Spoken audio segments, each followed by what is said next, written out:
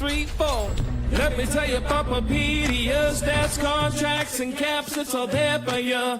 One-stop shop for your hockey information. It's a hockey sensation. So log on, log on, log on. If you give a puck, go to PuckPedia.com. Welcome to PuckPedia Cap Central. I'm your host, Keith Kavanaugh, alongside Hart Levine. March 27th, Friday. We're back in action after a week off. Hart, how are you doing? Doing well. How about you? Busy, man. Busy. NHL season is wrapping up. We have a couple more weeks left in the season here, and then playoffs will be in full swing. We had a really good interview this week, too, on the PuckPedia Hockey Show with John Kofi Osai Tutu. Great interview with him, where we talked about, a bunch of different subjects, but the one we'll talk about, and we'll talk about it on this show as well, was James Hagens. So the OT Sports Group with him, with Bobby Gauthier, represent James Hagens. So we dove deep into all that conversation. He also represents Brandon Bussey, so good insight there. And then he talked about one of his mentors, agent Jay Grossman, who passed away last week. So just really good interview with him, a Long Island guy, hustler, grinder, kind of relatable kind of guy. So good to have him on the show. Yeah, it was a great interview. It was really good to hear the insights into Brandon Bussey and Hagens, and then obviously hearing his relationship with Jay Grossman, who in my dealings also was a great guy to deal with. Yeah, you don't always get that with agents. Like not to just it is what it is, but it's good to hear when there are good genuine people that are agents too, and they're not like a used car salesman, for lack of a better word. But it was a great episode. And then also I wanted to point out that this Monday through Wednesday, myself and Hart will be in Colorado at the Halo Meetings and Conference put on by Eric Parnas, Director of Hockey Analytics for the Colorado Avalanche, as well as the entire Avalanche organization. I think that we're up to 27 or 28 of the 32 NHL team front offices will be in attendance. There will be a live PDO cast with Dmitry Filipovich, Thomas Drance, and Avalanche head coach Jared Bednar. All their GM, Chris McFarland, will also be a part of one of the panels as well.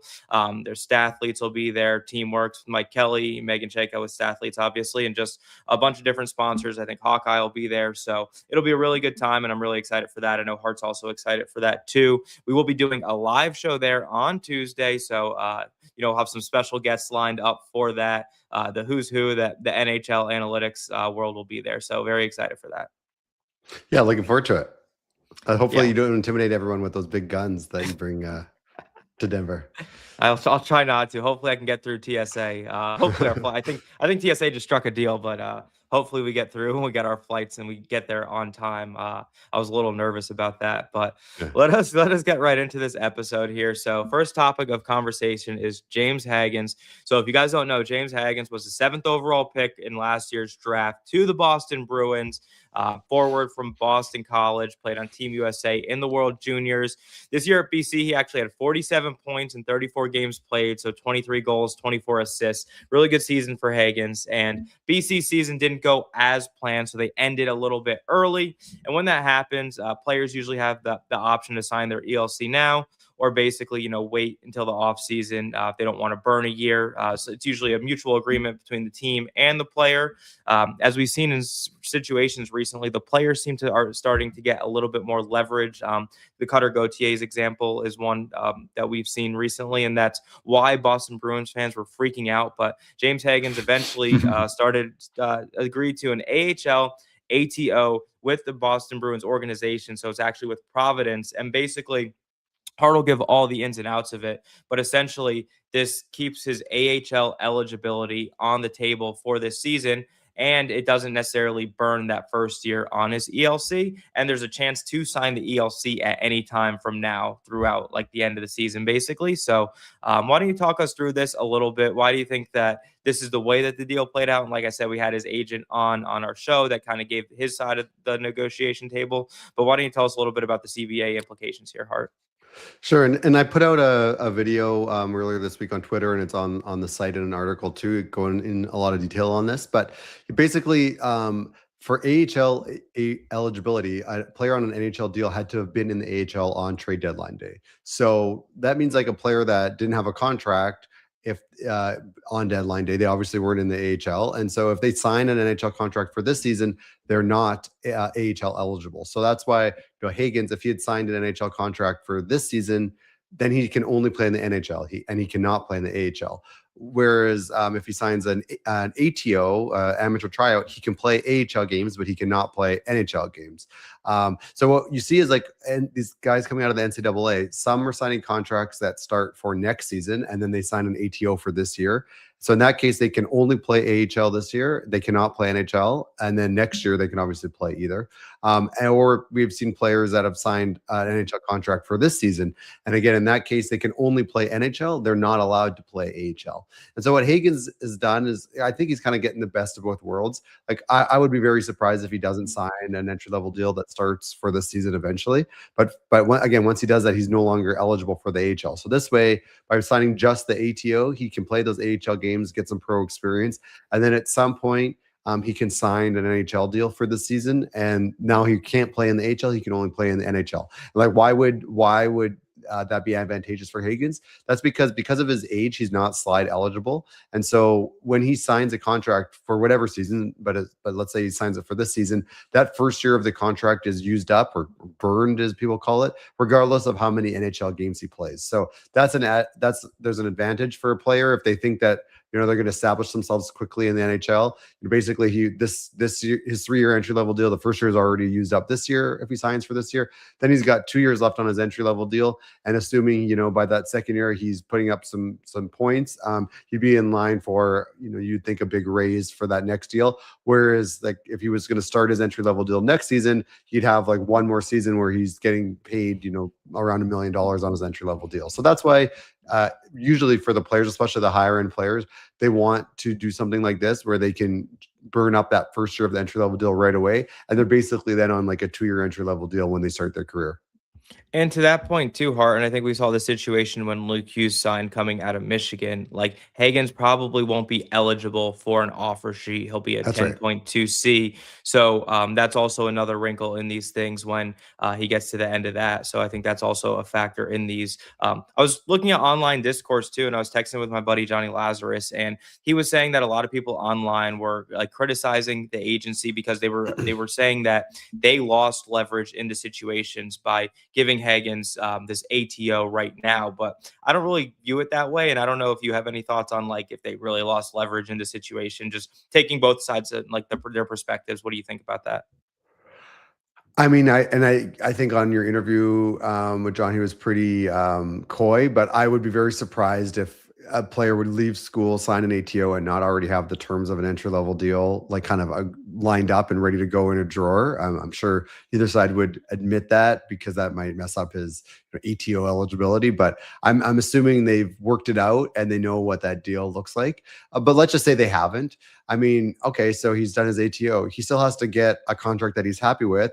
And if Boston was only going to offer him a contract that starts next season and he wasn't happy with it, he doesn't have to sign, right? And we've seen guys like Cutter Gauthier, for example, didn't want to sign with the team that drafted them. So ultimately, the player has leverage because they can withhold their services and if they don't have a contract, right? So again, I think what we will see is he'll sign an entry level deal for this season, and I'm sure that was already discussed. But yeah, I don't agree with that. I think that the player has leverage, especially a high end player that teams want. I think that he's in the driver's seat. Yeah, I do agree with what you're saying there. And one more thing before we kind of move on to the next topic here. I was listening to 32 Thoughts this morning with Elliotte Friedman, who was also kind of talking about this. And because of the way he signed his ATO, there still is an opportunity for him to actually go back to Boston College next season. Although Elliotte, I guess right now, the NCAA, the rules are almost like the wild, wild west, and they don't really know what's going to be allowed, what's not going to be allowed. And to Elliott's point too, he's I just don't see a world where Hagens will actually go back to BC, but there is an opportunity where that still is quote unquote on the table. Yeah, it's a good point. Yeah, so technically, in the past, if you sign an ATO, you're no longer AHL eligible or NCAA eligible because you played you basically turned pro even though it was a tryout. That was in the old rules, and so for now that's kind of I guess technically the rule. However, because there's been some players that actually played professional hockey, ECHL and some AHL games that then went back to school, and the NCAA granted them eligibility to play NCAA games. There's thinking that a player could force their way back, like a Hagens, for example, could force his way back to the NCAA, but that could potentially require like some lawsuits and kind of fighting with the NCAA. It's not like a clean thing. It's not like, here's the rule that everyone agrees to. You can go back to school after an ATO. So I think it's possible. And I know I've spoken to a few other agents that they're wondering like, hey, can I go from the ATO and just go back to school? And I think right now the consensus says, yeah, you probably could, but it's not like clean or easy. And also, it's just like, it's not in anyone's best interest right now. Like if it's a player that a team wants, you might as well work it all out with the contract and the ATO. I could see like maybe it's players that are more fringe prospects or not even prospects that sign the ATO and kind of like want to prove themselves. And maybe they don't prove themselves and want to go back to school. To me, that's the kind of case that might actually force us to get like resolved one way or the other with some official language. I don't think like these higher end players, if once they sign the ATO, I think they're going pro. They're not going back to school and studying for exams.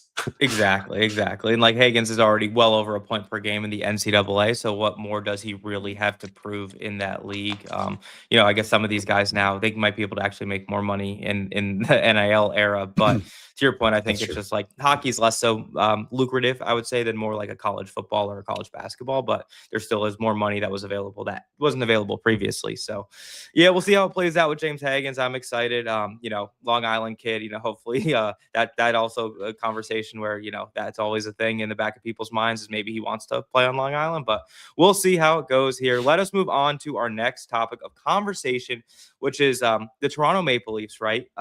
This wasn't a predicament or a situation they expected to be at the beginning of the year. So last season, they had traded their first round pick to the Boston Bruins, top 5 protected for Brandon Carlo.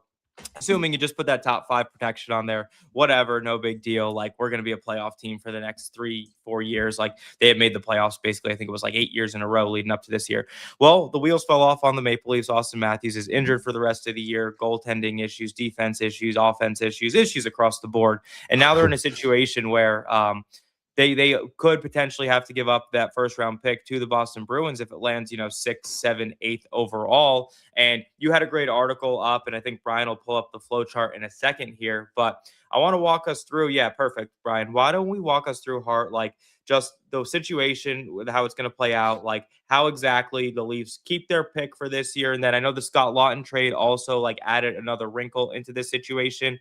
And it's kind of similar, a little similar to the situation this year with the Blackhawks and the Panthers. Like no one kind of knew there was a protection on there, and then that added a little bit of a confusion across the board. So why don't you explain it to people so they're not confused, dumb it down for the audience that needs it, mostly myself here, and tell us how this is going to work out for the Toronto Maple Leafs.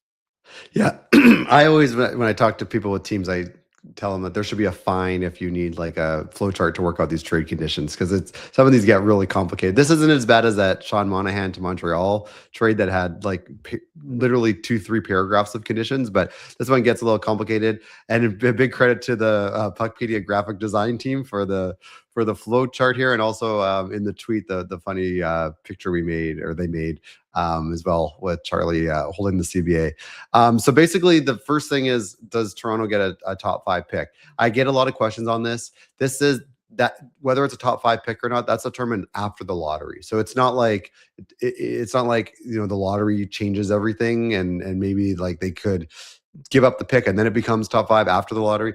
This whole thing isn't resolved, or it's not determined if it's top 5 until after the lottery. So if Toronto has a top 5 pick, it's their pick. It's not some of these are written where they actually have a choice and they could decide to pass it along. The way that my understanding is the way that this trade condition is written is that if it's a top 5 pick, it's their pick. Now, could they trade that pick to one of these teams, to Boston, for example, in exchange for the other one? And of course, they could work out another transaction. But in terms of like this transaction and these trades, if it's top 5 pick, it's Toronto's pick. If it's not a top 5 pick, then that pick goes to Boston. And then the 27 pick goes to Philly. However, if that one's top 10, then it would move to 28 unprotected. So that's a little bit like the cleaner path. So if it's top 5 pick this year, or if it's not a top 5 pick this year. Boston gets it. Now they're taken care of. And then next year's pick is Phillies, unless it's top 10. And if it is, then that moves out 1 year past. Where it gets more tricky is if this pick is top 5 and Toronto does keep it. That's where it gets kind of messy, because that's now both Boston and Philly are owed picks. And so the 27 pick, which also has top 10 protection, like we talked about, that's where if that gets to a really interesting situation where if that 27 pick is top 10, actually Toronto would have a choice of who would get that 27 pick. They could give it to either Boston to satisfy that one or Philly to satisfy that one. And in which case the other team would get the 28 unprotected. So that would be kind of an interesting situation where like Toronto potentially could have like an auction and say like, okay, guys, who wants this one? And maybe we make a separate trade to like get us to give you this year's pick versus the next year if a team has a preference. So that's like the scenario that I'm rooting for, just because it would be kind of a fun, unique situation. But yeah, that I think the most likely outcome is that this pick is outside the top 5, right? And if that's the case, Boston gets it, and then we're kind of in a more traditional situation where next year's pick is just top 10 protected to Philly. Yeah, it's an interesting scenario for the Bruins, right? Because if it is top 5 and the Leafs keep it, there's a decent chance that they might not get a pick until 2028. So a pick that they thought they might get in 2026 actually ends up being 2 years later. And it'll be interesting to see how the Leafs just how their team is over the next year or two, because there's so much uncertainty in the air now. You're seeing all these wild trade rumors about Austin Matthews is for sure out of there. No one knows what's going to happen with management, with GM Brad Treliving and head coach Craig Berube. So there's just a real influx and like sort of uncertainty with that organization right now, which then plays into factor for both these picks for the Bruins and the Flyers. And it's hard for those two staffs to like have to kind of try and plan this out with all this uncertainty. Yeah, and we've talked about this before, but I find like the NHL, because they were the last team to get a salary cap, and right now it started kind of as the most simple version. If you look at other sports, like the salary cap rules get more complicated each new CBA, which we've seen in the NHL's most recent CBA, but also like things like trade conditions get more complicated, right? And you look at the NBA where there's like pick swaps and deferred picks and stuff. I don't. I think my graphic design team at PuckPedia is going to be busy, in the future. I think we're going to see more and more complicated trades where teams are going to be more creative with conditions. And again, the potential like swapping picks or deferring picks. And just kind of like the evolution of how things go. Yeah, and to your point too, like the NBA is an interesting league because they only have 2 rounds in their drafts, and like the second round picks are basically viewed as like who cares, because And you can sell them. such little talent comes out of the second round in the NBA. I think like almost half of those guys don't even play a single game in the NBA. So when you're seeing these deals where it's like 5 second round picks for the next 5 years, you're like, whoa. If that was the NHL, you'd be like, that's crazy. But in the NBA, it's really not as crazy. And so, yeah, and you're starting to see some teams view, it depends on their cycles too, like where they are in it and how they want to sell those assets. But I think you're starting to see a little more where teams are willing to kind of move picks to get players that they know for sure are what they are at this point, as opposed to picks you're basically playing the lottery. That's a really good point. And also I think there's more understanding now, as like there's more analytics and more research, that there's a huge difference between a late first round pick and like a top 10 pick. That's why we're seeing the protections and things like that. But also, we could look at the data, but it looks like teams are way more willing to move first round picks over the last few years, especially like good teams, because they know that, well, it's valuable. It's not that much more valuable than like a second round pick, right? It's an early second round pick. Yeah, not that much more valuable than a third round pick. Like there's a real drop off after the top, well, obviously the top 1, 2, 3, like those keep dropping off. And then once you get into the middle of the first round, yeah, there's a big drop off. You still have to pick the right players. But I'd like, when I see teams when they're trading top picks, but then they're getting like late picks back, to me, that makes the most sense, because yes, obviously getting a 6th or 7th round pick is much different than having a 1st or 2nd, but you still have another bullet. And if your scouts are really good or your team's really good at finding talent, at least you have some more shots at it. But when we see teams that have basically traded almost all their picks and they're left with just like a couple picks, it's really hard to rebuild your system. I guess though, then for those teams, the challenge is go sign these NCAA free agents that we've been talking about, or go sign some European agents. Even though, you think the hockey world is mature with like a lot of scouting, we still see it's really hard to pick like 17-year-old and 18-year-old kids. And there's a lot of late bloomers that end up having decent careers, not stars. I wouldn't say, but we're finding if you look through the NHL rosters now, there's a lot of guys that were undrafted that at least are contributing on NHL rosters.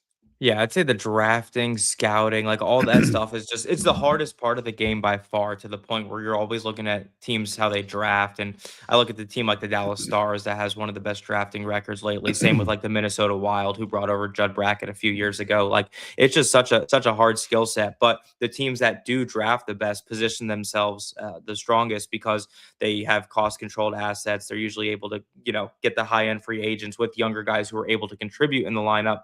And then they're also able to use those guys as assets in these bigger package deals. As you look at the Quinn Hughes deal, like if Minnesota didn't draft so well, they wouldn't have put themselves in a position to get a guy like Quinn Hughes. So it's always that balance of finding like the right pieces in the draft and then deciding whether you want to develop and keep them for your own team, or whether you want to package them up and use them for another team. That's a great point. And, like teams often they'll get criticized because they didn't take a player in a certain position because like they have a lot of that position in their system. I don't think that's the right move, because as you talked about, like drafting players are assets, and who's to say who's going to actually play for your team or how your guys will develop. And so you should be accumulating the most assets you have, and you can use them however you see fit. Like look at Minnesota now, they have Wallstead, and you hear talking they might trade him, not because they don't want him, but that could be a luxury, and they can turn this player that's now become a huge asset into another element for their team. And I would say, like, in fairness to NHL teams and scouting and how hard it is, and drafting how hard it is, of all the other leagues, like they're drafting the youngest players, right? And we just know from like biology, it's really hard to know what a 17, 18-year-old is going to be versus like the NFL. They're drafting like 21, 22-year-olds. It's just a big difference. And so, I'd say that hockey probably drafts the worst, right, in terms of like success rate and where they're picked, but it's also the hardest job because they're drafting them so young. MLB is also young too. I know, like, obviously you mentioned NFL's not, and then NBA to a point is like drafting around 19, 20-year-olds. Like MLB, you're kind of drafting some guys out of high school, but they also have like a 30 or 40 round draft. It's kind of crazy. And there's also college guys, right, that are getting drafted as well. It's a real mix. Yeah, but they're random. But they're also signing in baseball. They're signing like 14-year-old internationals to like 8-year contracts, right? So that's complicated as well. Yeah. I'd love to see in the NHL the draft move back a year, like has been talked about. I think that just from seeing how teams perform and like rebuild their teams, they would have to have better success if the players were a year older. And I think for fans and the interest in the league, like I think what's great about the NFL, one of the things that's great is that when players are drafted, there's a good chance that those players are going to be playing on that team like the next year or maybe the year after. I think if hockey, the draft moved back a year, the draft would seem like it has more stakes, because like you could actually be drafting like a center that's going to actually be on the team like in that coming season or the next season, and it wouldn't feel so far off, and the teams would be able to have better success with drafting.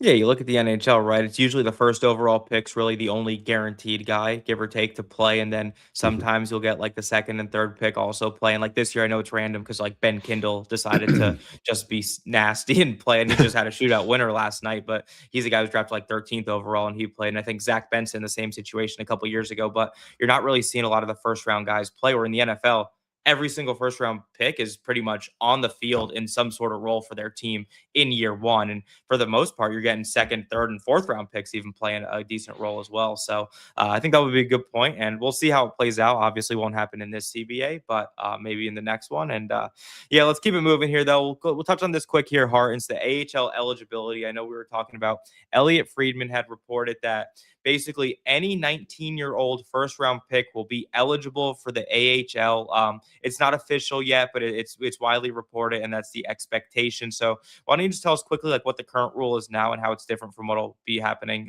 let's say, next year? Yeah.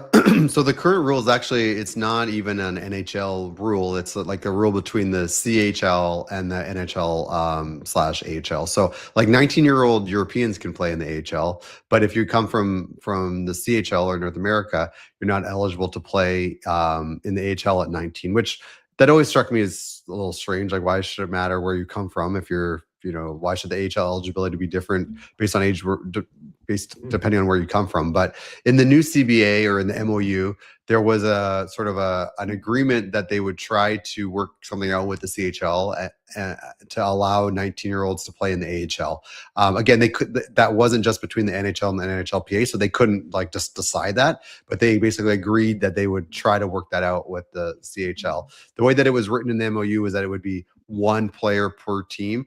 And as Elliott's done a lot of reporting, teams decided actually like that doesn't make sense because some teams are going to have nobody and some teams might have multiple players, and why kind of have to make those choices or play players against each other. And so it sounds like there was some mutual agreement, definitely between the league, I think the PA, now potentially the CHL, that it would be limited to first round picks, but then no limit per team. So that's kind of the trade-off. Instead of one per team, but they could come from any round. Now it sounds like it's unlimited, but it's only first round picks. So again, that still has to be agreed to by the CHL, and then the PA has to sign off on it. So this is something that still has to be finished. Like it's not like it was already agreed to in the CBA.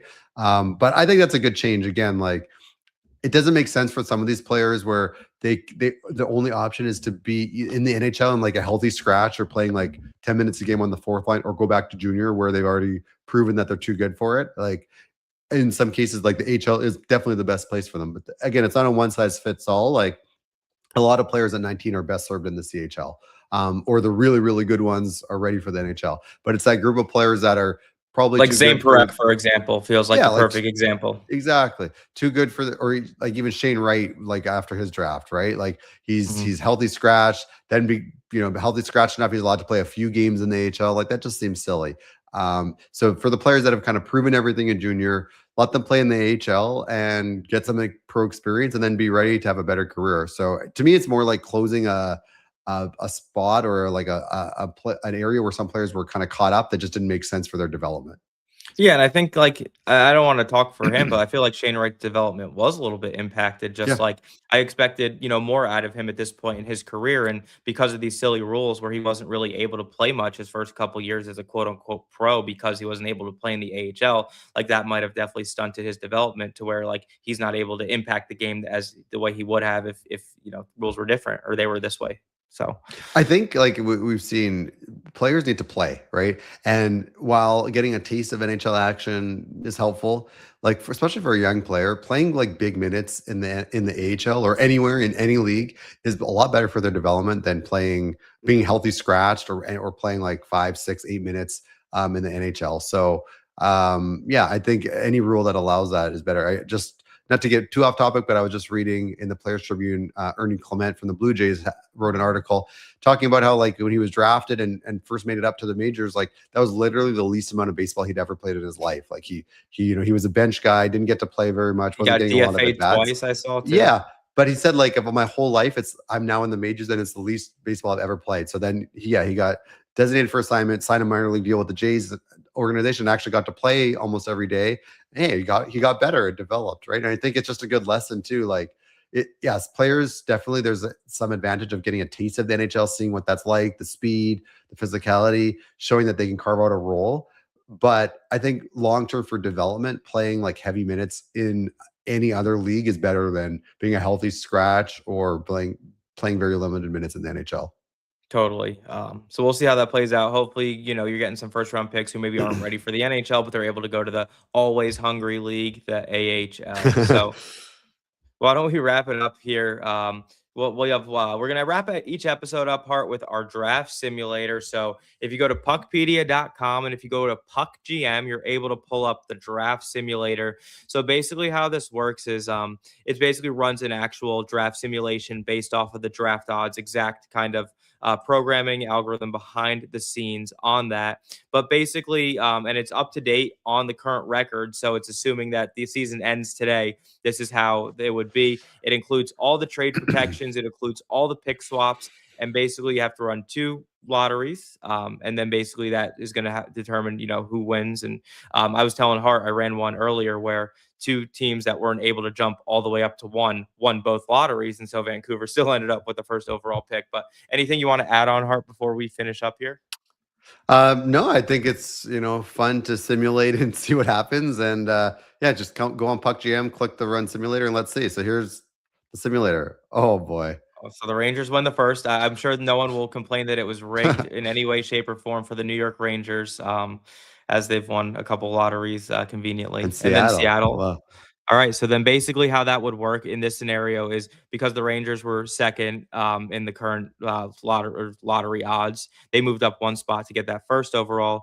Seattle, I think they moved up, was at 9 spots to get second, I'm Yep. thinking. And then, yeah. No, seven, I think. Oh, 7 7? spots. Okay, yep. So they moved up 7, and then Vancouver basically moved down 2. Everyone who was ahead of Seattle moved down 1, and then the rest remained the same. The Leafs get a 10th overall pick in this scenario, so it does transfer over to the Boston Bruins, unfortunately for the Leafs. And then that protection on the Panthers. So the Panthers is 9th overall, but it's top 10 protected. So the Panthers would then keep that pick and draft 9th overall. So good fortune in this lottery for the Florida Panthers.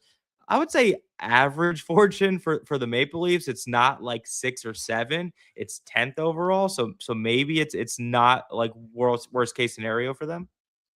Yeah. This has been an interesting result, especially with the Rangers at the top. One thing I want to mention, because I get questions on it, Ottawa with the change and with their first round pick that was forfeited and then given back. They're still actually, if they miss the playoffs, they're still in the draft lottery. But because they have to pick 32nd, if they win the lottery, there's just a redraft. So it didn't like mess up the odds for all the other teams. Like the odds still stay the same. It's just like a redo if Ottawa or whatever were to win the lottery in any of these simulations. Now, hard question: is it the either lottery if they win the first or the Yes, second? they They have to can't. redraft. Yeah, because they have to finish. They have to pick 32nd. So they have the same odds of whatever team like would finish in that position. But yeah, if their number comes up and they win, it's just a redraw, whether it's the first or the second. I like the drafted by the NHL there. That's funny. But cool. That is all the time we have for you today. We'll run these draft lottery simulations at the end of each of these episodes over the next couple weeks, especially with the change in the standings Yeah. as the season still progresses. Like maybe Vancouver is the worst team today, but maybe the Rangers take the lead on that next time, and odds will change as is. But yeah, that's all the time we have for you. Like, we're excited to see you guys next week live in Colorado with some of the sharpest minds in the sport of hockey. So And you'll be it'll there be too. and yeah, all the sharpest minds and Keith. So it'll be a good time. We'll see if I can get the camera set up. That's what I'm most nervous about, but I think we're in good spot. Seth gave us some good info there. So yeah, we'll be here next week. Excited. Hart, any final words before we go? Looking forward to seeing you next week, and yeah, we'll meet some interesting people, and I think we'll be lining up some good guests for both the show next week and future shows. So looking forward to it. Yep, exactly. And, good luck. And we'll watch the rest of the season plays out. I think it's exciting time both in the East and the Western Conference. A lot of jockeying for position, a lot of teams fluctuating heavily in their playoff odds. Just looking at hockeystats.com, a lot of 10 to 20% swings in some of these games coming up over the next couple weeks. So excited for that. But yeah, that's all the time we have for you. And we'll see you guys next week. PuckPedia.com.